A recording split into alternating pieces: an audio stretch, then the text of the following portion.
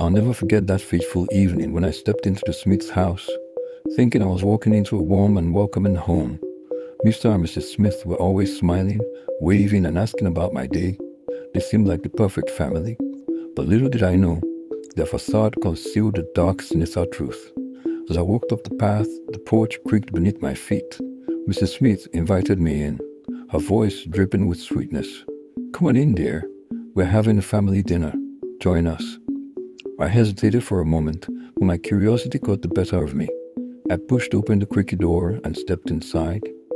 The interior was eerily dim, candles flickering like fireflies in the darkness.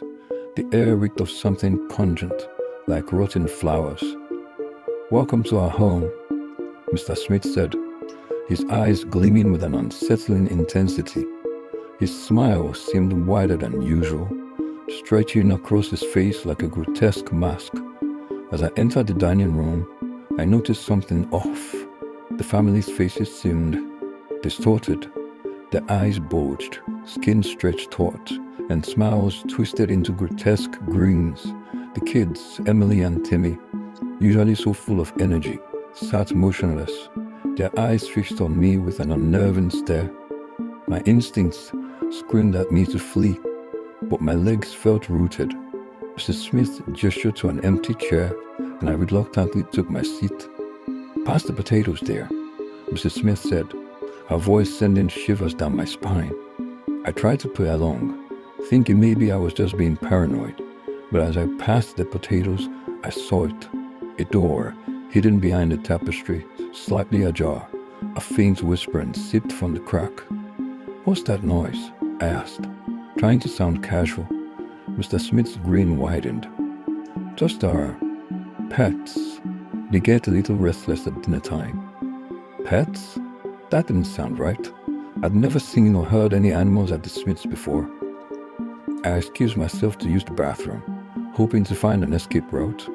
The hallway seemed to stretch on forever, lined with cobweb-covered portraits. I quickened my pace, heart pounding. Each step creaked beneath my feet, echoing through the silent house.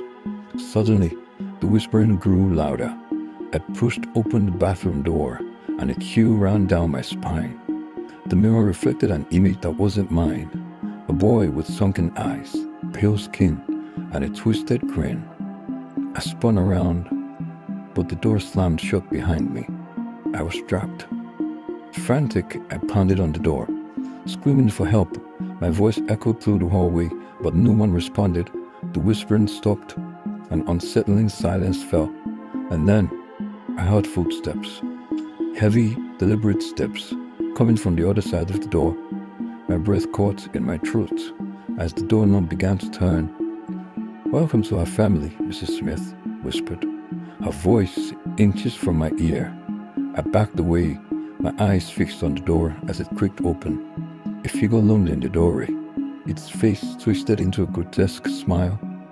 "Meet our children," Mr. Smith said, his voice dripping with malice. As I stared, frozen in terror, the figure began to change, its face contorted, stretching like rubber, eyes bulged, and skin rippled like water. I tried to scream, but my voice was silenced by some unseen force. The figure took a step closer, its grin widening. Suddenly, the lights flickered, and the room plunged into darkness. I stumbled backward, tripping over my own feet. As I fell, I heard Mrs. Smith's voice. "You'll soon be one of us." Everything went black. When I came